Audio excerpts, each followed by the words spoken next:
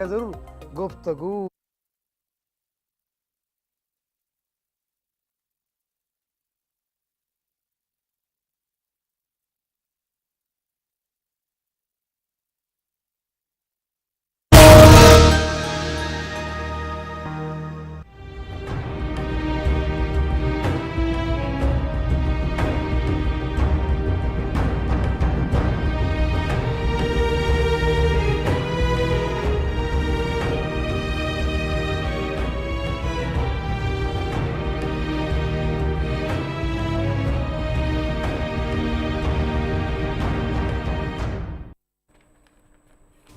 आदाब नाजरीन, डीडी उर्दू के ख़ास प्रोग्राम हेलो डॉक्टर में मैं आदित्य कुमार और मैं रतिका मेहरा आप सभी का इस्तकबाल करते हैं।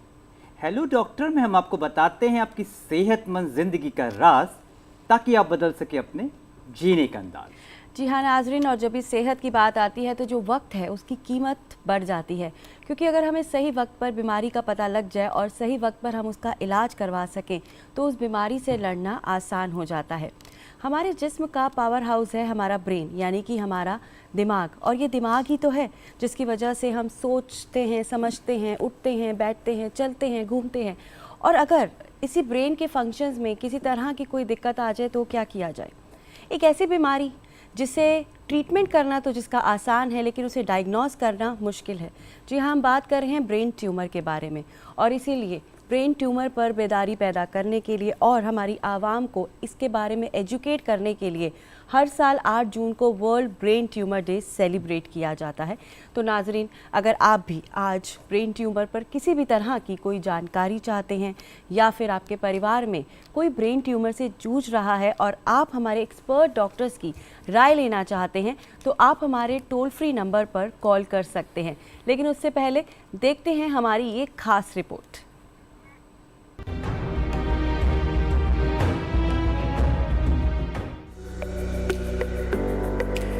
नाजरीन, इंसानी दिमाग को कुदरत ने इतनी जबरदस्त ताकत और सलाहियत बख्शी है कि उसकी आइंदा की मंसूबाबंदी करने की कुव्वत के सबब इंसान चांद तक पहुंच गया।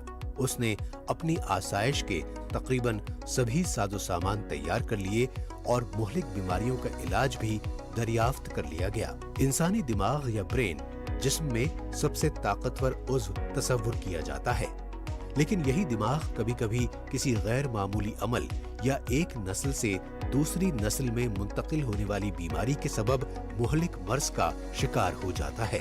ऐसा ही एक मर्ज है ब्रेन ट्यूमर। ट्यूमर टिश्यू का एक मास है जो गैर मामूली सेल्स के जमा होने से बनता है। आमतौर पर सेल्स पुराने हो जाते हैं या खराब हो जाते हैं तो वो मर जाते हैं और नए सेल्स उनकी जगह ले लेते हैं। ट्यूमर के सेल्स बढ़ते रहते हैं, अगरचे जिस्म को उनकी जरूरत नहीं होती, और आम पुराने सेल्स के बरक्स वो मरते नहीं हैं। ज्यों-ज्यों ये अमल जारी रहता है, ट्यूमर बढ़ता चला जाता है। इसीलिए दिमाग के ट्यूमर को दिमाग में गैर मामूली सेल्स का मजमुआ कहा जाता है। हमारी खोपड़ी जो हमारे दिमाग को घेरे हुए है बहुत सख्त है। इस तरह की महदूद जगह के अंदर किसी भी चीज का बढ़ना मसाइल का सबब बन सकता है। ब्रेन ट्यूमर कैंसर शुदा या गैर कैंसर शुदा हो सकता है, लेकिन जब ये ट्यूमर बढ़ता है तो खोपड़ी के अंदर दबाव बढ़ाने की वजह बन सकता है। इससे दिमाग को नुकसान पहुंच सकता है और ये जानलेवा भी हो सकता है। यहाँ ये बात काबिल गौर है कि हर ट्यूमर से जान का खतरा नहीं होता, लेकिन वक्त पर पता चलना निहायत जरूरी है। ब्रेन ट्यूमर बहुत छोटे बच्चों से लेकर बुजुर्ग हजरात तक में हो सकता है। दिमाग के ट्यूमर का साइज, किस्म और जगह इससे पैदा होने वाले इशारे और अलामात को मुतासिर करता है। सबसे आम अलामात में सरदर्द शामिल है। इसके अलावा दौरे और याददाश्त की कमी, मिजाज और शख्सियत में तब्दीली, तवाजुन और चलने के मसाइल, मतली और कै, सुनने और देखने में तब्दीली, धुंधला या डबल नजर आना, जहनी उलझन, लिखने और पढ़ने में दुश्वारी और चेहरे, बाजू या टांग में पट्टों की कमजोरी भी ब्रेन ट्यूमर की अलामात हो सकती हैं। ब्रेन ट्यूमर होने की वजह के बारे में ये कहा जाता है कि ये दिमाग में सेल्स की गैर मामूली हरकत, किसी हाई रेडिएशन, खानदानी हिस्ट्री और बढ़ती उम्र के सबब होता है। लेकिन फिर भी इससे बचाव के लिए सेहतमंद तर्ज जिंदगी, अच्छी ग़िज़ा, वर्जिश और मुस्बत सोच लाजमी है। नाजरीन, हर बरस 8 जून को ब्रेन ट्यूमर का आलमी दिन मनाया जाता है, जिसका मकसद इस मुहलिक बीमारी के तई ज्यादा से ज्यादा बेदारी पैदा करना है, ताकि इसकी अलामात को पहचान कर जल्द इसका पता चल सके और कीमती इंसानी जानों को बचाया जा सके।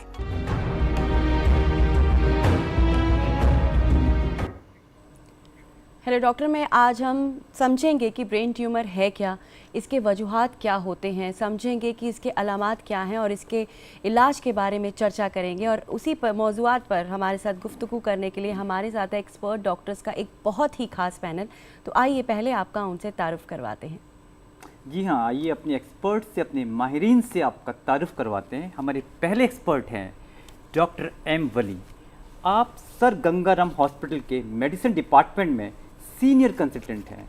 आपका खैर मकदम है डॉक्टर साहब। Thank you. हमारे दूसरे एक्सपर्ट हैं प्रोफेसर शरद चंद्रा। आप एम्स के न्यूरो सर्जरी डिपार्टमेंट में प्रोफेसर है। डॉक्टर साहब, आपका वेलकम है। हमारे तीसरे एक्सपर्ट हैं डॉक्टर सुभाष गुप्ता। आप एम्स के IRCS सेंटर में रेडियोथेरेपी के प्रोफेसर हैं। आपका भी वेलकम है डॉक्टर साहब। Thank you. मेरा पहला सवाल डॉक्टर वली आपके लिए है डॉक्टर साहब। जी डॉक्टर साहब, ब्रेन ट्यूमर होते क्या हैं डॉक्टर साहब, हमें आसान शब्दों में बताएं। देखिए, आपने इतना अच्छा कैप्सूल बना के दिखाया जी, है, फिर भी हम आपके और लफ्जों से सुनना चाहेंगे। जी, मैंने सीखा उससे बहुत कुछ। ट्यूमर एक जनरल वर्ड है हमारी डॉक्टरी में, और ट्यूमर का मतलब होता है कोई भी स्वेलिंग। तो जब हम ब्रेन के सिलसिले में ट्यूमर की बात करते हैं तो इसका मतलब ये होता है, या तो ब्रेन के टिश्यू से वो स्वेलिंग पैदा हुई हो, जी, या ब्रेन के आसपास जो स्ट्रक्चर्स हैं, जैसे ब्रेन की झिल्लियां हैं, ब्रेन के अंदर ब्लड वेसल्स हैं, जी, और ब्रेन के अंदरूनी जो हिस्सा है जिसकी लाइनिंग ब्रेन से थोड़ा फर्क होती है उसमें हो, या ब्रेन में पानी भी होता है। अच्छा। तो पानी जिसको हम सेरेब्रोस्पाइनल फ्लूइड कहते हैं, वो न्यूट्रिशन देता है और बहुत सी और काम करता है फिजियोलॉजिकल। तो उसकी भी कुछ अगर लोकलाइज्ड झिल्ली बन जाए, सिस्ट बन जाए, तो वो भी ब्रेन ट्यूमर में ही क्लासीफाई होगी। यहाँ मैं आपको ये बताना चाहूँगा जी, कि क्योंकि आपने जैसा बिल्कुल ठीक बताया, शायद लोगों ने गौर नहीं किया हुआ, ब्रेन का साइज बढ़ नहीं सकता है जी, क्योंकि स्कल है। आपने बिल्कुल। बहुत अच्छा वर्ड यूज किया, खोपड़ी। खोपड़ी मतलब जो हड्डी है वो बढ़ नहीं सकती है जी। अपने साइज में। तो कोई भी अंदर ग्रोथ होगी तो उसको मौका नहीं मिलेगा कि वो उसके हिसाब से बढ़ जाए और उसके इफेक्ट्स ना हो। तो ब्रेन में एक ऐसी चीज़ है, और इसको हम इन general intracranial space occupying ICSOL short में कहते हैं। जी, तो उसकी वजह से क्या होता है, ब्रेन में एक अच्छी बात भी है ये कि जब कोई ग्रोथ होती है, ट्यूमर बनता है, स्वेलिंग आती है, तो उसके जो सिम्टम्स हैं बहुत जल्दी महसूस भी हो जाते हैं। अच्छा। अगर एक अच्छे डॉक्टर के पास पेशेंट जाता है तो उसको डेसिफर कर लेता है कि हो सकता है इक्सॉल हो। जी, तो इसके अलावा क्या होता है ब्रेन में कि हम मुश्किल से ब्रेन तक पहुंच पाते हैं। हमारे रिस्पेक्टेड सर्जन्स हैं, ऑन्कोलॉजिस्ट हैं, जी। वो बताएंगे आपको कि इसमें कितनी दुश्वारी होती है। और ब्रेन बहुत नाजुक टिश्यू होता है, बिल्कुल। बॉडी टेम्परेचर पर बिल्कुल। ब्रेन लिक्विड की तरह होता है। तो ये ब्रेन के अंदर कोई भी नश्वरनुमा में या जेनेटिक इन्फ्लुएंसेस से, तो बहुत सी चीज़ों से अगर कोई ग्रोथ शुरू हो जाती है, और वो कभी कभी बहुत रेयरली पैदाइशी भी हो सकती है, छोटे बच्चों में आपने कहा, बिल्कुल ठीक मेंशन किया, तो उसको हम ब्रेन ट्यूमर के ज़रिए से क्लासिफाई करते हैं। और इसमें हम शायद इंक्लूड करते हैं थोड़ा और भी हिस्सा न्यूरोलॉजी का, जो कि स्पाइन होता है, उसकी आज हम बात नहीं कर रहे हैं। और ब्रेन में शामिल हैं आइज़ भी ब्रेन का हिस्सा होती है, उसकी भी आज हम बात नहीं कर रहे हैं। लेकिन आइज़, ब्रेन, स्पाइनल कॉर्ड एक सिस्टम है जिसके ट्यूमर्स में करीब करीब एक सा बिहेव होता है। लेकिन जो ब्रेन ट्यूमर हैं वो उसमें डिफरेंट हैं, क्योंकि उनके लिए बढ़ने के लिए साइज नहीं होता, या तो वो रुकावट में जो फ्लूइड है सेरेब्रोस्पाइनल फ्लूइड का, उसमें रोक देते हैं, ऑब्स्ट्रक्शन कर देते हैं, या ब्रेन को डैमेज कर सकते हैं। जैसे आपने बताया, न्यूरोलॉजिकल सिम्टम्स हो सकते हैं, पैरालिसिस हो सकता है, या इवन आँख की जो बिनाई है उस पर भी असर कर सकते हैं। तो ये बहुत अच्छी बात होती है अगर हम ब्रेन ट्यूमर को जल्दी से डायग्नोज करके, पकड़ के अपने एक्सपर्ट्स के पास भेज दें और उनसे इसकी सर्जरी या मेडिकल ट्रीटमेंट कराएं। जी बिल्कुल। तो डॉक्टर शरद चंद्रा, बहुत ही आसान तरीके से डॉक्टर वली ने हमें समझाया ब्रेन के बारे में और ब्रेन ट्यूमर के बारे में। आपसे हम ये समझना चाहेंगे कि कितने तरह के होते हैं ये ब्रेन ट्यूमर जब शुरुआती तौर पर देखा जाता है। तो क्या क्या हम कहें कि प्राइमरी सेकेंडरी जिस तरह से हम नाम सुनते हैं, तो हम चाहते हैं कि आप हमारे व्यूवर्स को बताएं कि किस तरह से, कितने टाइप्स के होते हैं ब्रेन ट्यूमर। देखिए, ये ब्रेन ट्यूमर जो है ये एक अम्ब्रेला टर्म है। इसमें बहुत ही विभिन्न प्रकार के ब्रेन ट्यूमर्स हो सकते हैं और सबकी बिहेवियर बिल्कुल अलग अलग हो सकती है। तो अगर आप WHO क्लासिफिकेशन देखें तो उसमें उन्होंने more than 3 dozen types of brain tumour बताया, बहुत तरीके से हैं और ये क्लासिफिकेशन बदलता रहता है। आप जैसे डॉक्टर वली साहब बता रहे थे, ब्रेन ट्यूमर वो होता है जो भी खोपड़ी के अंदर बढ़ता है। ये होता है कि सेल्स के ज़रिए हो सकता है जो बढ़ रहा है अपने आप, या सिस्ट जैसे भी हो सकता है, या कोई प्रेशर जैसे हो सकता है। तो कोई भी चीज़ जो ब्रेन के अंदर प्रेशर क्रिएट करता है, खोपड़ी के अंदर प्रेशर क्रिएट करता है, हम उसको ब्रेन ट्यूमर के अंदर ही, कैटेगरी अम्ब्रेला के अंदर ही ले सकते हैं। ब्रेन ट्यूमर्स जो होता है, जो नसें होती हैं, नसों की कवरिंग से आ सकते हैं, जिसको हम ग्लाया बोलते हैं, या बिल्कुल नसों या न्यूरॉन्स उसके अंदर से भी आ सकते हैं, या ब्लड वेसल से भी आ सकते हैं, या अंदर जो बाकी जो सिस्टम्स है उससे भी राइज कर सकते हैं जी। और जैसे आप बता रहे थे प्राइमरी या सेकेंडरी हो सकता है। प्राइमरी का मतलब है कि ये ब्रेन से ही उत्पादन हुआ है, जिसको हम प्राइमरी ब्रेन ट्यूमर बोलते हैं। और सेकेंडरी का मतलब है कि ये एक कैंसर टाइप है जो बाकी बॉडी में फैला हुआ है और बाकी बॉडी से ब्रेन के अंदर गया हुआ है। तो क्या हम इसे बिनाइन और मैलिग्नेंट का नाम दे सकते हैं या वो कुछ इससे अलग है? जी, बिनाइन एंड मैलिग्नेंट बहुत ही ग्रेव टर्म्स है, उनके बीच में तो काफ़ी कुछ ग्रे जोन है। But for all practical purposes एक आम आदमी को समझने के लिए अब बिनाइन एंड कैंसरस बोल सकते हैं। बिकॉज जब भी आते हैं वो ये जानना चाहते हैं कि मेरा ट्यूमर बिनाइन है या कैंसर है, या क्योंकि ये सबसे बड़ी टेंशन होती है। बिल्कुल, सबसे बड़ी टेंशन होती है डॉक्टर साहब। उससे आदमी का जहन में आता है कि अगर बिनाइन है तो मैं सेफ हूँ और अदरवाइज मैलिग्नेंट है तो बहुत बड़ा रिस्क है। डॉक्टर सुभाष गुप्ता सर, आपका रुख करना चाहेंगे। डॉक्टर साहब, कितने कॉमन है ब्रेन ट्यूमर्स और इसकी वजूहात, ये कॉजेज क्या होते हैं? देखिए, ब्रेन ट्यूमर डेफिनेटली जो है बहुत कॉमन ट्यूमर्स में नहीं आता है, बट आमतौर पे ये करीबन, अगर हम सारे कैंसर्स को देखें तो इसकी संख्या करीबन 2% होती है सारे में। और अगर भारत में बात की जाए तो रफली ये 30 से 35 हज़ार नए केस हमें हर साल देखने को मिलते हैं ब्रेन ट्यूमर के। तो ब्रेन ट्यूमर का जो है जल्दी पकड़ में आना, उसका बिनाइन होना कि उसका नॉन कैंसरस होना, इस बात पे आपका सारा इलाज निर्भर करेगा कि आपका क्या आगे क्या करना है ब्रेन ट्यूमर के अंदर। बिल्कुल जी।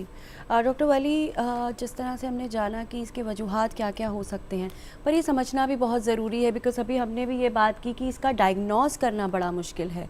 ऐसा क्यों नहीं हम इसे जल्दी पकड़ पाते हैं? तो ऐसे क्या इसके कॉमन सिम्टम्स हैं जिससे कि हम थोड़ा सा समझ नहीं पाते हैं कि हमें ब्रेन ट्यूमर है या आम कोई सिम्टम आया है?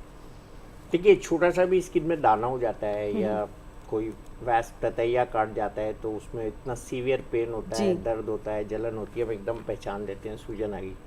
लेकिन ब्रेन के अंदर ये चीज़ बहुत स्लोली होती है, एक्सेप्ट कुछ ट्यूमर्स जो बहुत तेज़ी से बढ़ते हैं। तो ये धीरे धीरे होना, और फिर जैसे कि मैंने बताया, वो ब्रेन के सब्सटेंस को ही दबाता रहता है। जैसे आपने इमेजेस दिखाए तो ब्रेन के अंदर ही जो हो रहा है। अब उसमें कुछ ब्रेन के ऐसे हिस्से हैं जिसमें डायरेक्ट उसका इफेक्ट हो जाता है। ब्रेन में एक प्रिंसिपल ये है कि कोई भी तरह की सूजन आए या स्पेस ऑक्यूपाइंग लीजन हम टेक्निकली जिसको कहते हैं, उसके सिम्टम ब्रेन के जिस हिस्से में वो होता है, जिस एनाटॉमिकल एरिया में होता है, और वो ब्रेन का एरिया क्या काम करता है उसमें सिम्टम आएगा।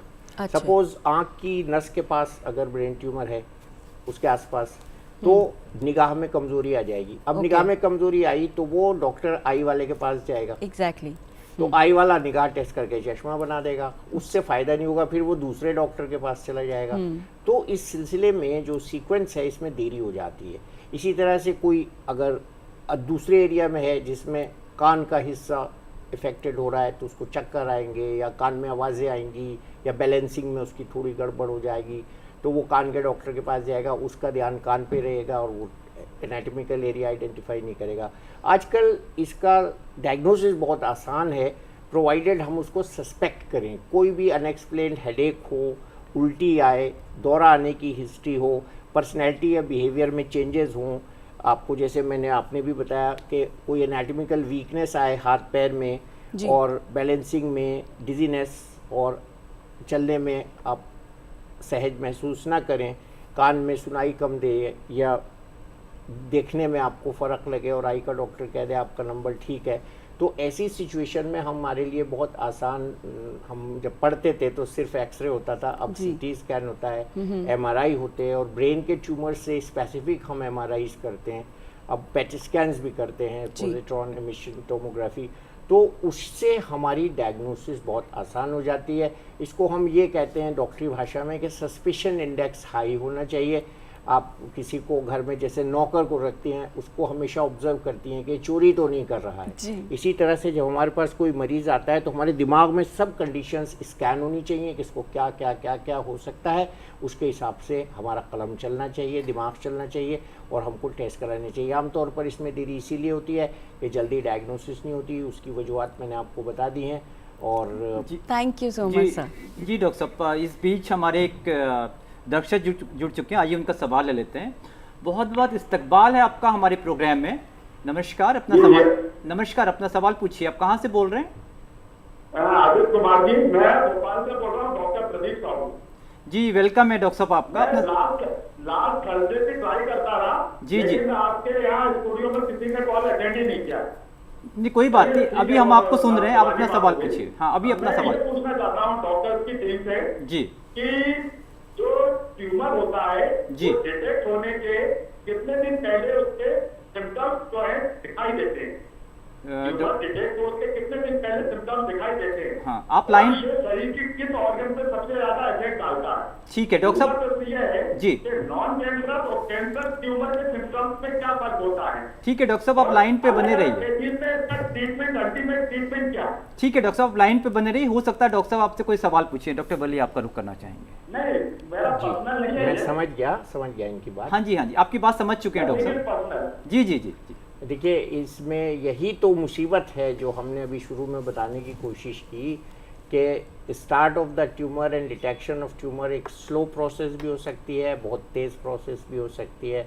बिल्कुल ठीक डॉक्टर साहब ने कहा, बिलाइन हो सकता है, मेलिग्नेंट हो सकता है। कुछ ट्यूमर सालों साल पड़े रहते हैं, कुछ हम नाम ले लूँगा मैं उसका, मेनिंजियोमास जो होते हैं वो पड़े रहते हैं। और 30 साल का इंसान है तो जब उसको हुआ होगा वो जब 40 साल का हो जाएगा, जब एक्सीडेंटली किसी और वजह से उसका सीटी स्कैन होगा तो वो पड़ा हुआ है। जो मेलिग्नेंट ट्यूमर्स होते हैं, बच्चों को छोड़ दीजिए अभी, तो वो तेज़ी से बढ़ते हैं, सिम्टम्स आते हैं और उसकी डायग्नोसिस हो जाती है। हम ये गिन के नहीं बता सकते कि ये कितने दिन पहले शुरू हुआ था, लेकिन उसके साइज से हम एक रफ सा अंदाज़ा लगा सकते हैं कितनी ड्यूरेशन होगी। बेनाइन मेलिग्नेंट हम जब बात करते हैं तो उस वक्त हम सबसे पहले इस पे ध्यान देते हैं कि इस ट्यूमर को हमें किस तरह ट्रीट करना है। अब ये थ्योरी जो है इसमें हम क्लासिफाई, जैसे डॉक्टर शरत ने कहा, इसके बीच में बहुत बड़ा ग्रे जोन होता है। अब डॉक्टरी हमारी बहुत एडवांस हो गई है और हम उसके मार्कर्स पहचानते हैं, उसका बिहेवियर पहचानते हैं और उसकी एनाटमी पहचानते हैं। उसके बाद उसकी हम बायोप्सी भी करते हैं, उसकी सेल टाइप पहचानते हैं और बहुत से स्पेसिफिक टेस्ट करते हैं, जीनोमिक स्टडीज करते हैं। तब हमको पता चलता है कि इसका इलाज कैसे होगा। अब बहुत दुनिया बदल गई है नए एडवांसमेंट्स के साथ। और तीसरा सवाल इनका शायद ये पूछना चाह रहे थे, treatment. Yes, treatment is according to anatomy, according to accessibility. अभी डॉक्टर साहब बताएंगे, मैं बहुत ज़्यादा क्वालिफाइड डॉक्टर साहब के साथ बैठा हूँ, मुझे कुछ नहीं आता, तो अभी वो बताएंगे कि इसमें बहुत बारीकियाँ हैं। बिल्कुल डॉक्टर शरद सर, आप किसे पूछना चाहेंगे? जी, जैसे डॉक्टर वली साहब बता रहे थे, सिम्टम्स जो है, देखिए मोस्ट कॉमनेस्ट सिम्टम हेडेक है। अब मैं जब हेडेक बोलूंगा तो बहुत लोग डर जाएंगे, क्योंकि हेडेक तो बहुत कॉमन सिम्टम है, हर एक आदमी को हर एक 2-3 दिन में होता रहता है जी। अब ये हेडेक जो है अक्सर अर्ली मॉर्निंग में होता है, 3 या 4 बजे, और इसको हम बर्स्टिंग हेडेक बोलते हैं। तो अगर किसी का भी नींद करीबन 3 या 4 सर फट रहा हो, जैसे किसी आदमी का 3 बजे या 4 बजे सवेरे नींद खुल जाए और बिल्कुल थ्रॉबिंग एंड बर्स्टिंग हेडेक हो, तो ये सस्पिशियस हो सकता है कि शायद इनको इन्वेस्टिगेशन कर लेना चाहिए। और हेडेक के साथ जैसे ही उठते हैं उनको उल्टी लगती है। अच्छा। और ये उल्टी को हम प्रोजेक्टाइल वॉमिटिंग बोलते हैं, कि आपकी उल्टी जाके बहुत ही दूर गिर रही है। अच्छा। उसमें ज़्यादा कुछ नौसिया भी नहीं होता है, उनको नहीं लगता कि अभी उल्टी होने वाली है, तुरंत हो जाती है उल्टी। ये 2 सिम्टम्स बहुत ही इंपॉर्टेंट सिम्टम्स हैं।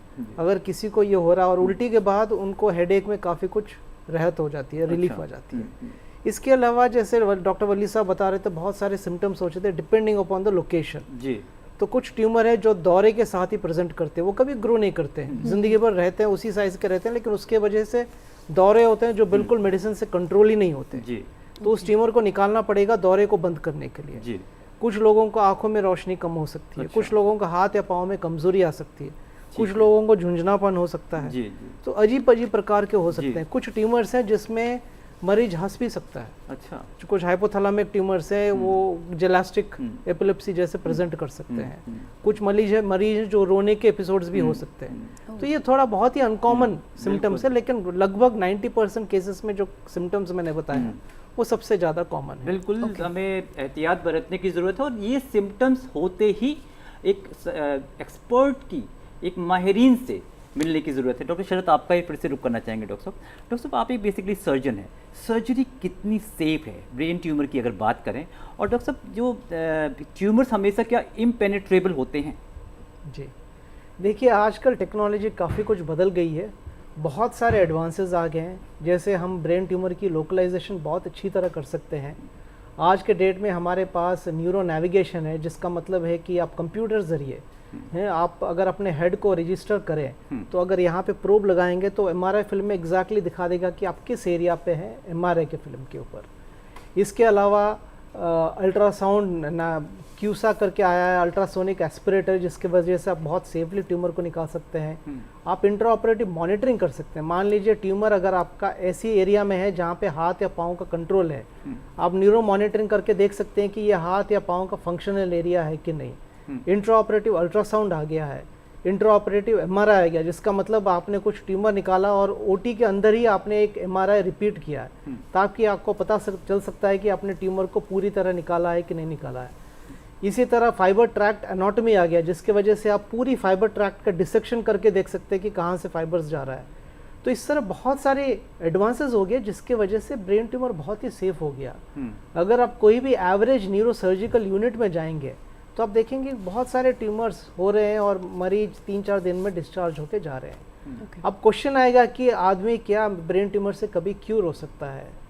ये एक अम्ब्रेला टर्म है, इसलिए क्योंकि डिपेंड करता है कि कितनी ट्यूमर निकला है, कौन सा लोकेशन है, ट्यूमर की बायोप्सी क्या है, उसका आउटकम क्या है। ये बहुत सारे प्रोग्नोस्टिक फैक्टर्स होते हैं जिसकी वजह से हम बोल सकते हैं। तो कुछ अच्छे ट्यूमर्स हैं, कुछ उतने अच्छे ट्यूमर्स नहीं है। जैसे बॉडी में कोई भी जिस तरह का भी बीमारी हो सकती है, बॉडी में भी हर एक तरह की बीमारी हो सकती है जो काफ़ी अच्छा होता है और कुछ जो उतना अच्छा नहीं होता है। जी बिल्कुल, वो डिफरेंट अलग अलग चीज़ में अलग जी प्रोग्नोसिस किस तरीके से डॉक्टर साहब ये कहना चाह रहे हैं, उसी अनुसार रिजल्ट जी जी जी जी बिल्कुल। डॉक्टर शरद चंद्रा ने जैसे कि अभी हमें बताया कि ब्रेन ट्यूमर नॉर्मल हो गए हैं, बहुत सर्जरीज में एडवांसमेंट आ गई हैं, ट्रीटमेंट आसान हो गया है, लेकिन फिर भी डॉक्टर सुभाष आपसे पूछना चाहेंगे कि क्या मेडिकेशन भी इसका एक इलाज है? सर्जरीज हम जान गए कि सेफ़ है, बट अगर जैसे बिनाइन अगर हम बात करते हैं ट्यूमर्स की, तो क्या मेडिकेशंस के ज़रिए हम उसको ठीक कर सकते हैं? देखिए, आपको अधिकतर जो ब्रेन ट्यूमर होते हैं उनका मुख्य इलाज सर्जरी होता है। सर्जरी करके पहले ट्यूमर को निकाला जाता है, लेकिन बहुत rarely there are some tumours जहां आप दवाई से भी उनका इलाज कर सकते हैं। जैसे कि एक पिट्यूटरी एडिनोमा करके ट्यूमर होता है, उसमें एक किस्म होती है जिसमें प्रोलैक्टिनोमा हम बोलते हैं, तो उसमें एक दवा दी जाती है, टैबलेट दी जाती है और उससे भी उसका इलाज किया जा सकता है। बट ये बहुत कुछ ही ट्यूमर होते हैं। अगर अधिकतर ट्यूमर आप माने मोर देन 95% ट्यूमर्स, तो उनके अंदर आपको पहले ऑपरेशन करना पड़ेगा और फिर अगर ट्यूमर पूरी तरह नहीं निकला है या लो ग्रेड है, उस पर डिपेंड करेगा कि आगे का इलाज क्या करना है। उनको कीमोथेरेपी दी जानी है, रेडियोथेरेपी दी जानी है, वो सब इस पर डिपेंड करता है कि आपका ट्यूमर किस हिस्से में है, पूरा निकला है या नहीं निकला है, वो ट्यूमर मैलिग्नेंट है जो कि मतलब हाई ग्रेड है या लो ग्रेड है। अगर हम सरल भाषा में बोलें तो लो ग्रेड हाई ग्रेड ज़्यादा इंपॉर्टेंट टर्म है ब्रेन ट्यूमर के अगर हम डिस्कस करते हैं। तो इसमें एज फैक्टर या फिर अगर हम बात करें हेरिडेटरी या फैमिली हिस्ट्री की बात करें, तो क्या ये भी कहीं ना कहीं मैटर करते हैं? ऑफ कोर्स, देखिए अगर कोई डेफिनेटिव फैक्टर माना जाता है आज तक ब्रेन ट्यूमर के कॉज का, तो वो एज माना जाता है। उसका मतलब ये है कि जैसे जैसे इंसान की उम्र बढ़ती है उसका ब्रेन ट्यूमर होने का चांसेस भी बढ़ता है। इसका मतलब ये नहीं है कि हर बंदे को ब्रेन ट्यूमर होगा, लेकिन जितनी एज बढ़ती जाएगी उसका ब्रेन ट्यूमर का रिस्क बढ़ता जाता है। प्लस साथ में कुछ ऐसे जेनेटिक डिजीजेज होते हैं जैसे न्यूरोफाइब्रोमेटोसिस, उनमें कुछ ब्रेन ट्यूमर अधिकतर पाए जाते हैं, जैसे एकॉस्टिक न्यूरोमा वगैरह न्यूरोफाइब्रोमेटोसिस के साथ एसोसिएटेड हैं। तो वो उन डिजीज़ में जेनेटिक कॉजेज़ में ऐसे ज़्यादा पाए जाते हैं। या फिर कई बार ऐसा होता है कि जैसे हिरोशिमा नागासाकी में एटम बॉम्ब गिरा, उसकी जो रेडिएशन इतनी हाई थी, तो हमने देखा कि उधर जो बच्चे हैं उनमें ब्रेन ट्यूमर्स या बड़ों में ब्रेन ट्यूमर्स पाए गए। तो वो एक रेडिएशन भी इसका एक कारण होता है कि Okay. रेडिएशन के कारण भी ब्रेन ट्यूमर्स हो सकते हैं। डॉक्टर वली आपका रुख करना चाहेंगे डॉक्टर साहब? जी बताइए। कि आजकल जो ब्रेन ट्यूमर की इंसिडेंस हैं क्यों बढ़ रही है डॉक्टर साहब, इसकी एक वजूहत आपको क्या नज़र आती है डॉक्टर साहब, और किस तरीके से इससे बचा जा सकता है? देखिए, बचना तो बहुत मुश्किल है क्योंकि ये एक प्री डेस्टाइंड एक एक्सीडेंट है हमारी लाइफ का। अगर हमें ब्रेन ट्यूमर होना है, इसके लिए कोई प्रिवेंटिव वैक्सीन नहीं है। तो आपने कहा बढ़ रहे हैं, हाँ, अब जैसे जैसे हम पहचान करते जा रहे हैं इन चीज़ों की, तो ऐसा भी लगता है कभी कभी ये बढ़ रही हैं। लेकिन यहाँ मैं उन नौजवानों को और आपके इस क्वेश्चन के ज़रिए से उन नौजवानों को और उन सब लोगों को जो बहुत ज़्यादा मोबाइल फ़ोन यूज़ करते हैं, उनको वार्निंग दूंगा। किसी तरह से हमारे पास इसका ठोस सबूत दिखाने के लिए नहीं है कि देखिए इस आदमी ने मोबाइल फ़ोन इतने घंटे यूज़ किया था और इसको ब्रेन ट्यूमर हो गया। ये इसके भी कुछ रीजंस हैं, बिल्कुल। लेकिन एक आध ट्रायल में ऐसा देखा गया है वर्ल्ड ओवर कि मोबाइल फ़ोन फ़ायदेमंद नहीं है। हार्मफुल है या नहीं, इस पे तो डिबेट चल ही रही है। फ़ायदेमंद नहीं है तो इसका उपयोग कम से कम करें। अपने कानों में उसकी रेज इवन ईयरफोन्स के ज़रिए, और अपने जो सिस्टम है जो ब्रेन में जाती हैं वो रेज आप देखते हैं, उनको महसूस भी करते हैं कभी कभी, और वो वाइब्रेशंस आप उनका फील्ड भी महसूस कर सकते हैं। जैसे आपने मुझसे कहा ये बंद कर दीजिए, जी। साइलेंट मत करिए, इसका मतलब इसमें से कुछ Vibrations वाइब्रेशन आते हैं। निकलते हैं जो आपके बिल्कुल। माइक तक जाते Right. हैं, तो वो मेरे शरीर में भी जाते हैं। हाँ, जी। बिल्कुल बिल्कुल डॉक्टर तो उसकी से अपनी हिफाजत करना, और कोई कवच नहीं ऐसा जो हम पहन लें, जैसे एक्सरे डिपार्टमेंट में पहन लेते हैं रेडिएशन से हिफाजत। पर सर अभी आपने बिल्कुल, कहा, कई बिल्कुल बार- ठीक कहा आपने, इसकी हिफाजत मतलब रेडिएशंस तो आती जी, हैं, जी। पर इसका इस्तेमाल करना भी आज की ज़रूरत बन चुकी लेकिन है डॉक्टर साहब, मोबाइल का। जरूरत की तरह नहीं हो रहा ना। एक मैं इसी लाइन तरफ ड्रॉ इशारा करना कर पड़ेगा। रहा हूँ। जी, जी, हाँ। नहीं, आप फोन पे बात कीजिए और रख दीजिए, सारे दिन आप उस पे फोन पे मत लगे रहिए। मैं देखता हूँ मेरे अपना बच्चा जो छोटा है वो भी कभी खाना खाते खाते फोन में लगा होता है, और मैंने अब खाने के टाइम फोन ले जाना बंद कर दिया है, क्योंकि एटलीस्ट वो 10 मिनट मेरे तो हों।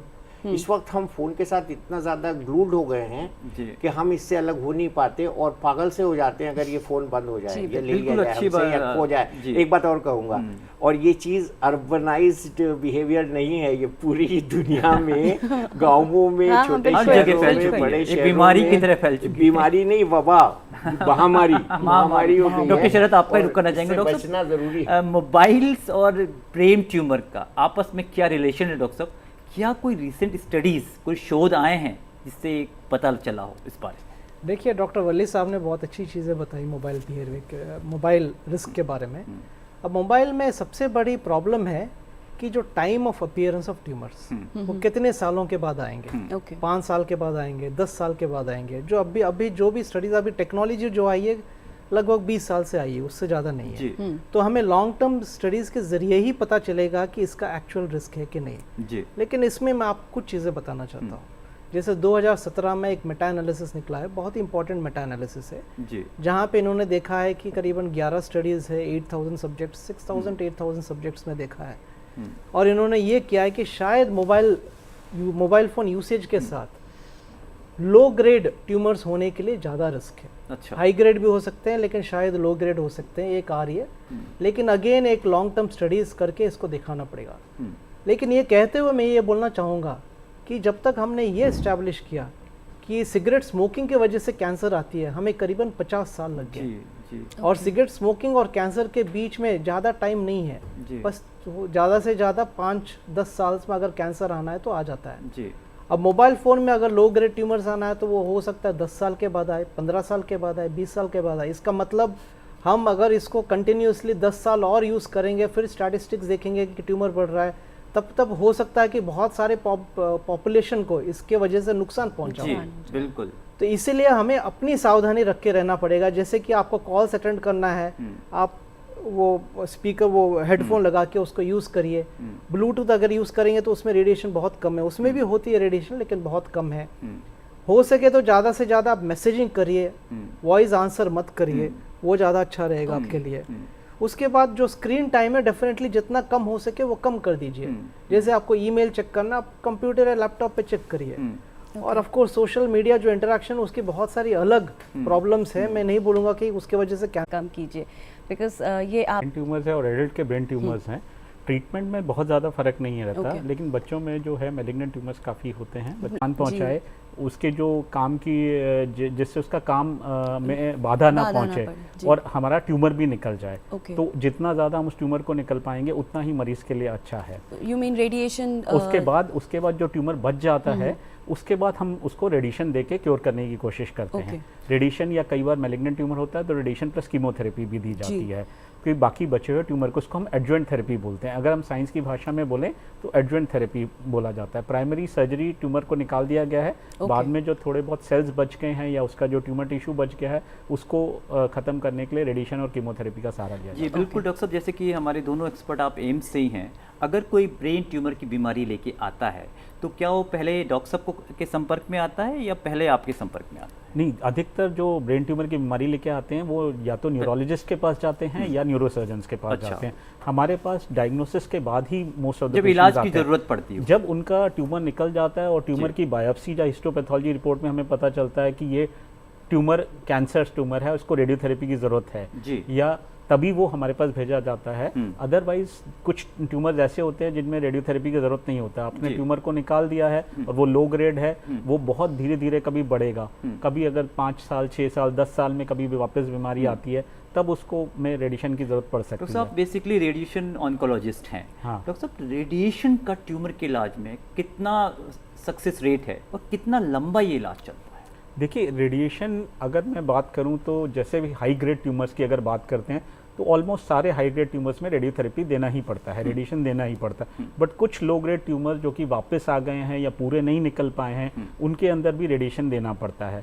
तो रेडिएशन जो है एक थोड़ा लंबा इलाज है। आमतौर पर जो रेडिएशन दी जाती है ब्रेन ट्यूमर्स में वो 5 से 6 हफ्ते की रेडिएशन दी जाती है और मरीज को मंडे टू फ्राइडे, जनरली पूरे वर्ल्ड में प्रोटोकॉल ऐसे ही चलता है कि मंडे टू फ्राइडे दिया जाता है और सैटरडे संडे नहीं दी जाता। तो 5 से 6 हफ्ते का टोटल रेडिएशन का इलाज चलता है। बट कुछ ट्यूमर्स ऐसे होते हैं जो बहुत छोटे ट्यूमर्स होते हैं या जिस ट्यूमर्स में आप रेडियोथेरेपी सर्जरी करके निकालना नहीं चाहते, लेकिन उनको भी अब खाली रेडिएशन से भी क्योर किया जा सकता है। उस भाषा में हम उसको टर्म को बोलते हैं रेडियो सर्जरी। अच्छा। रेडियो सर्जरी मतलब आपने हाई डोज रेडिएशन एक ही दिन में दी या कई बार उसको फ्रैक्शनेटेड भी कर देते हैं, 3 से 5 दिन के अंदर फ्रैक्शन में उसको दे दी जाती है डोज को और पूरा इलाज खत्म हो जाता है। तो उसमें उन छोटे ट्यूमर्स में कई बार आपको सर्जरी करने की भी जरूरत नहीं पड़ती। ओके। तो आप टेलर्ड करते होंगे जरूरत के मुताबिक प्लस उसको हमें क्या लग रहा है, स्कैन्स में देख के हमें आइडिया लग जाता है कि क्या है। अगर कोई बिनाइन ट्यूमर है, बहुत छोटा ट्यूमर है जिसमें हमें लगता है कि ऐसी जगह पे भी है जहाँ पे आपको सर्जरी करना थोड़ा सा मुश्किल है, इलोकेंट एरियाज बोलते हैं, तो अगर कोई इलोकेंट एरिया में स्थित है, वहाँ से निकालना मुश्किल है और ट्यूमर छोटा है तो उसको खाली रेडिएशन से भी तो क्योर किया जा बिल्कुल सकता बड़े है। अच्छी तरीके से डॉक्टर सुभाष ने हमें बताया। ज़रूरत है एक्सपर्ट जो इस चीज़ के माहिर हैं उनसे संपर्क करने की और एक अच्छे से अस्पताल में जाके अपना इलाज करने की, घबराने की बिल्कुल ज़रूरत। जी डॉक्टर वली, सर्जरी की जिस तरह से अभी हमने बात की, सारा समझा कि ट्यूमर्स के बारे में, सबको एक डर रहता है कि अब सर्जरी हुई है तो इसके आफ्टर इफ़ेक्ट्स भी हो सकते हैं, तो वो क्या क्या होते हैं उसके बारे में हमें बताइए। देखिए, जो भी आफ्टर इफेक्ट होगा वो मौत से कम खतरनाक होगा। बहुत सही कहा सर्जरी आपने। नहीं कराएंगे, ट्यूमर को छोड़ देंगे, डर के भाग जाएंगे, गांव में भाग जाएंगे, सर्जरी होगी, ब्रेन ट्यूमर है, हम नहीं कराएंगे, ऐसे लोग होते हैं बिल्कुल, जो डरते हैं, अवॉइड करते हैं। फिर वो जब ट्यूमर और बड़ा हो जाता है फिर पहुंचते हैं इनके पास। तो जैसे ही डायग्नोसिस हो उसके बाद इसमें देरी नहीं करनी चाहिए और सर्जरी जो की जाती है वो जैसे डॉक्टर साहब ने बताया, आजकल हम बिल्कुल उसको समझ लेते हैं कितना टिश्यू निकालना है, उसकी मार्किंग कर लेते हैं। आप मेहंदी लगाते हैं ना हाथ में, हाँ जी, कितनी एक्यूरेट लगाते हैं जी। और जो एक्सपर्ट होते हैं वो एकदम से यूं करके लगा देते हैं और जब आप धोते हैं तो उसका वो बन जाता है जी, डिज़ाइन। तो ऐसे ही ये भी एक आर्ट है, ब्रेन ट्यूमर का इलाज करना बहुत बड़ी आर्ट है। आप एक जिंदा एक ऑर्गन है जो पूरी बॉडी को कंट्रोल कर रहा है, मेन स्विच है आपके घर का, वो ठीक कर रहे हैं और उससे पूरी बॉडी कंट्रोल हो रही है। तो ये ब्लेस्ड होते हैं सर्जन्स, इनके हाथ में कला होती है और वो इस तरह से करते हैं कि हमारे जैसे बताया अभी आपने गौर किया होगा कि उतना ही टिश्यू निकालते हैं जितने से पैरालिसिस ना हो। मसलन मेरे उस हिस्से में ब्रेन के ट्यूमर है जो इस हाथ को चला रहा है, तो उसमें से उतना ही निकाला जाएगा जो डैमेज सेल्स हैं और फिर हम ये देखते हैं फॉलोअप में कि वो दोबारा तो नहीं ग्रो कर रहा है। ये भी एक बड़ा इसमें इम्पोर्टेंट साइड होता है। पेशेंट को मैंने 2 इंस्ट्रक्शन दी, एक तो जल्दी से सर्जरी कराएं, पहले डायग्नोसिस होने दें, उसके बाद फॉलोअप ना छोड़ें। बड़े अस्पतालों में मुश्किल आती है जाने में, तो सर्जन्स के पास और एक्सपर्ट्स के पास जाने में जो नुकसान होता है, जिसकी वजह से आपने सवाल पूछा है, वो देरी करने से होता है। बिल्कुल, तो वक्त की बहुत पेशेंट को केयरफुली सुनना चाहिए। सर्जन का बहुत ज़्यादा वक्त ऑपरेशन थिएटर में गुजरता है, इनका अपने रेडिएशन डिपार्टमेंट में गुजरता है। पेशेंट को ये सोचना चाहिए कि हमको कैसे ज़्यादा से ज़्यादा इन लोगों से फ़ायदा उठाना है जब वो अपने ऑपरेशन थिएटर के बाहर हों, और उनसे बेनिफिट लेना है। हमारे देश में सब जगह अच्छी फैसिलिटीज़ हैं, सुपर स्पेशलिटी हॉस्पिटल्स भी अब हैं, बड़े शहरों में प्राइवेट हॉस्पिटल्स भी हैं। अब कोई ये नहीं कह सकता कि हमें अच्छी सुविधा नहीं है। आप अच्छी सुविधा को ढूंढिए और जितनी गवर्नमेंट की स्कीम्स हैं उनके सहारे से अपना इलाज कराइए, उसमें ख़र्चा भी कम आएगा। जो हमारे यहाँ अच्छी सी स्कीम्स बनी हैं अभी इस गवर्नमेंट के सामने, तो उससे भी अपना फ़ायदा उठाइए। आयुष्मान भारत योजना से फ़ायदा उठाइए, तो उसके अंडर में ये सब बीमारियाँ कवर्ड हैं। तो उससे मैं यही कहूँगा, साइड इफ़ेक्ट्स हर चीज़ के होते हैं और घबराना नहीं है। घबराना बिल्कुल नहीं है। एक मैं और यहाँ घबराने मेरे दिमाग में आ रहा था, हम जी, सिर्फ ट्यूमर की बात कर रहे हैं, ब्रेन में टीबी भी होती है इंडिया में बहुत कॉमन, तो और वो भी ब्रेन ट्यूमर की तरह दिखती है स्कैन्स में, और तो उसमें भी कुछ होप होती है। तो कभी कभी किस्मत से वो निकल आए ट्यूबरकुलोमा, ट्यूमर की तरह ट्यूमर से कम खतरनाक। बिल्कुल, तो जैसे कि आप डॉक्टर अपना सीटी और एमआरआई जरूर कराएं। बिल्कुल डॉक्टर शरद, अगर डॉक्टर साहब हम अब जैसे कि डॉक्टर वली ने हमें बताया कि हमारी सरकार काफ़ी कुछ कर रही है, लेकिन डॉक्टर साहब अमूमन ये देखा जाता है कि एम्स एक प्रीमियर हॉस्पिटल है। अगर हर कोई वहाँ आ जाए तो लाइन लंबी होती जाती है, उस लाइन की वजह से वक्त ज़ाया होता है लोगों का।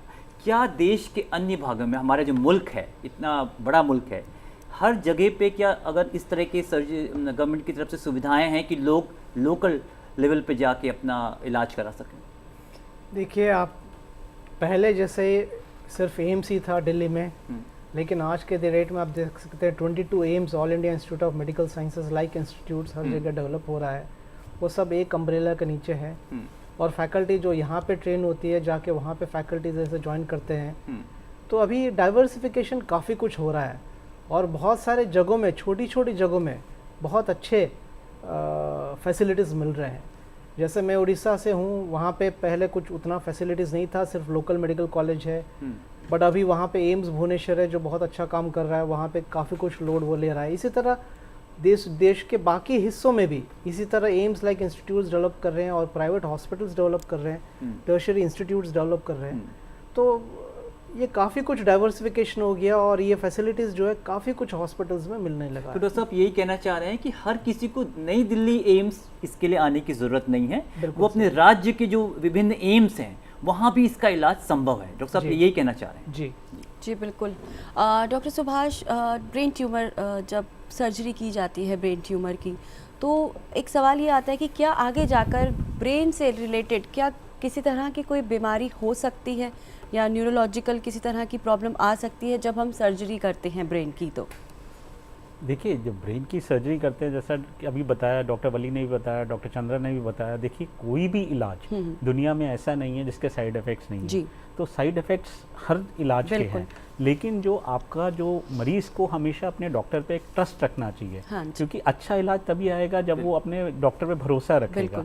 तो अगर वो भरोसा रखता है तो वो सेफ हैंड्स में, डॉक्टर पूरी कोशिश करेगा और ट्यूमर को निकालते वक्त कि मरीज़ को कम से कम नुकसान पहुंचे या उसका फंक्शनल डेफिशिएट कम से कम हो, अगर हम टेक्निकल वर्ड यूज़ करें तो, ताकि उसको रोज़मर्रा की ज़िंदगी में कम से कम परेशानी रहे। लेकिन उसके बावजूद भी कभी कभी कुछ परेशानी हो सकती है, सर्जरी से भी हो सकती है, रेडिएशन से भी हो सकती हैं।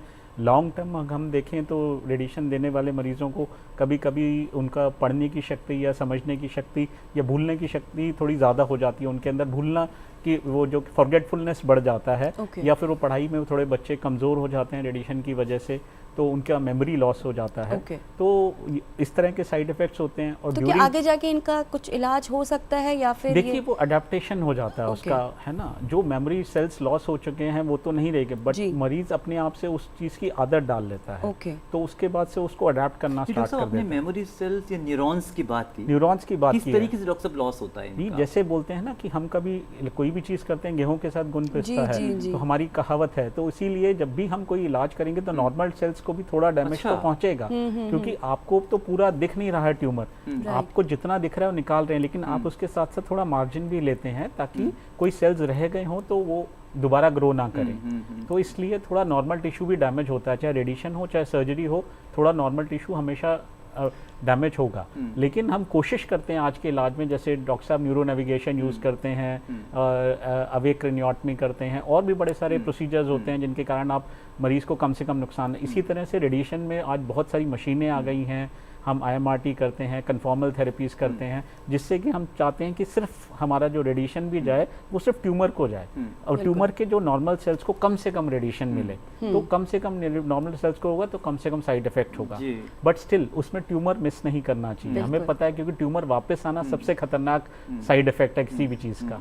तो हमारी कोशिश ये होनी चाहिए बेस्ट इलाज। सुभाष की बातों का लब्बो-लुबाब यही है कि हमें एक एक्सपर्ट माहिरीन की बात पे यकीन करते हुए अपना ट्रीटमेंट करवाना चाहिए, क्योंकि डॉक्टर्स हमेशा रिस्क बेनिफिट रेशियो देखते हैं कि हमें फ़ायदा ज़्यादा है और नुकसान कम है, तो डॉक्टर पे यकीन करें और अपनी बीमारी का इलाज करें। जी, और डॉक्टर वली यहीं पर ही वक्त ख़त्म होने को आया है प्रोग्राम का, तो हम चाहेंगे कि आप हमारे व्यूवर्स को कुछ मैसेज दें कि कैसे पैगाम आज के टॉपिक से मुताल्लिक। तो आपका ब्रेन ट्यूमर डे का यही है कि अगर आपको सर दर्द परसिस्ट कर रहा है, 2-3 डॉक्टरों से ठीक नहीं हो रहा है, या उल्टी आ रही है जिसकी कोई वजह नहीं मालूम हो रही है, अनएक्सप्लेन वोमिटिंग हो रही है, और जो हमने सिम्टम अभी गिनाए हैं उनमें से कोई सिम्टम हो रहा है, तो आप ज़रूर अपने अच्छे डॉक्टर के पास जाइए, फैमिली डॉक्टर के पास जाइए और अपना चेकअप कराइए, और उनको याद भी दिला सकते हैं, मेरी इजाज़त है कि उनको रिमाइंड करा सकते हैं कि आप एक CT स्कैन करवा लीजिए,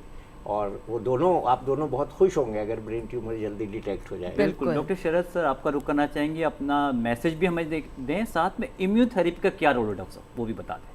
जी, मैसेज मैं यही बोलना चाहूँगा कि एक बार हेलन केलर ने बोला कि लोग अक्सर इसलिए डरते हैं क्योंकि उनको उस चीज़ के बारे में पता नहीं। बिल्कुल। तो जब भी जानकारी नहीं होती है तभी पैदा जागरूक होती है जी, तो तभी जो फियर होता है तभी जागरूक होती है जी डॉक्टर साहब। तो इस ज़माने में हमें ये ज़रूरी है कि ब्रेन ट्यूमर्स को अच्छी तरह समझें जी, ताकि इसके अगेंस्ट हमें जो भी डर है वो निकल जाए और हम इसका सही इलाज कर सकते हैं।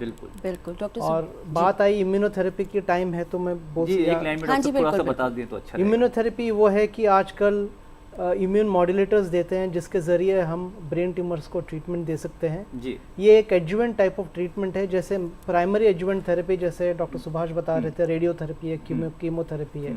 इसके साथ बहुत अदर एडजुवेंट थेरेपीज आए हैं जैसे इम्यूनोथेरेपी है, जेनेटिक ट्रीटमेंट है जी। इसी तरह बहुत सारे other type of treatments, advance treatments भी आए हैं। डेफिनेटली इसमें प्रॉमिस है और आगे जाकर देखना पड़ेगा कि इससे कितना फ़ायदा हो रहा है। बिल्कुल। डॉक्टर सुभाष, अपना मैसेज पैगाम दीजिए। देखिए, मेरा मैसेज क्लियर है, every headache is not a brain tumour but most brain tumours present with headache. तो आपको ये जानना है कि आपके अपने हेडेक को पहचानना है, और समय रहते अगर आपको कोई ऐसा हेडेक है जो नहीं जा रहा, बहुत लंबे टाइम तक है, अर्ली मॉर्निंग है और उल्टी के साथ आ रहा है, तो अपने डॉक्टर से मिलिए और उसका इलाज कराइए। और इलाज पूरा मुमकिन है, ब्रेन ट्यूमर का इलाज पूरी तरह संभव है। बिल्कुल घबराने की जरूरत नहीं है, और केवल जरूरत है उन सिम्टम्स को रूल आउट करवाने की। जी बिल्कुल। तो जो भी हमारे एक्सपर्ट ने हिदायतें दी हैं एक बार उसका सम अप कर लेते हैं। तो सर दर्द जो है उसको सिर्फ ये मत समझिए कि वो एक ब्रेन ट्यूमर की तरफ इशारा कर रहा है, लेकिन ऐसा भी नहीं है कि आप उसे जो है अवॉइड करें। अगर परसिस्ट कर रहा है आपका सर दर्द या उल्टी आना या विजन में किसी तरह की कोई प्रॉब्लम होना, तो आप इमीडिएटली अपने फैमिली डॉक्टर या जो भी आपके नियरेस्ट फिजिशियन हो उनसे संपर्क करें। और जैसे कि डॉक्टर वली ने कहा कि आप CT स्कैन के लिए भी कह सकते हैं, क्योंकि एक छोटा सा टेस्ट कराने में किसी तरह का कोई हार्म नहीं है। और साथ ही जानकारी होना बहुत ज़रूरी है, इसलिए जागरूक बनिए और ब्रेन ट्यूमर के बारे में जो है उसे समझिए कि ब्रेन ट्यूमर क्या होता है, क्योंकि अगर आप उसे अच्छे से समझ पाएंगे तभी सही तरह से इलाज करा पाएंगे। क्योंकि वक्त की इस बीमारी में बहुत अहमियत है। अगर सही वक्त पर आप इसे डायग्नोज करते हैं तो आप सही इलाज करा सकते हैं और जल्द से जल्द आप सेहतमंद हो सकते हैं। तो आप सभी का बहुत बहुत शुक्रिया, आज आप हमारे प्रोग्राम में आए और ब्रेन ट्यूमर पे आपने हमें बताया। Thank you. हमें पूरी उम्मीद है नाजरीन कि आज की हमारी पेशकश आपको बेहद पसंद आई होगी। अगर आपकी कोई राय हो तो आप हमें ईमेल भी कर सकते हैं। हमारा ईमेल एड्रेस है hello.ddurdu@gmail.com। इसके अलावा आप हमारे YouTube चैनल से भी जुड़ सकते हैं। हमारा YouTube चैनल है डीडी उर्दू। जी बिल्कुल, और अब अपनी मेज़बान रतिका मेहरा और आदित्य कुमार दीजिए इजाज़त। अगले हफ्ते आपसे फिर मुलाकात होगी एक नए मौजू पर। तब तक के लिए अपना और अपनों का ख्याल रखें और आपको छोड़े जाते हैं टिप ऑफ द वीक के साथ। आदाब। ब्रेन ट्यूमर एक मोहलिक मर्ज है।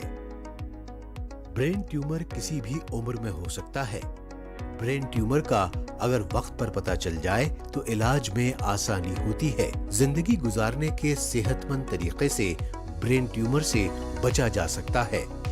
सेहतमंद ग़िज़ा, वर्जिश और मुस्बत सोच भी ब्रेन ट्यूमर से बचाव के लिए लाजमी है। ब्रेन ट्यूमर की अलामात पर करीबी नजर रखनी चाहिए।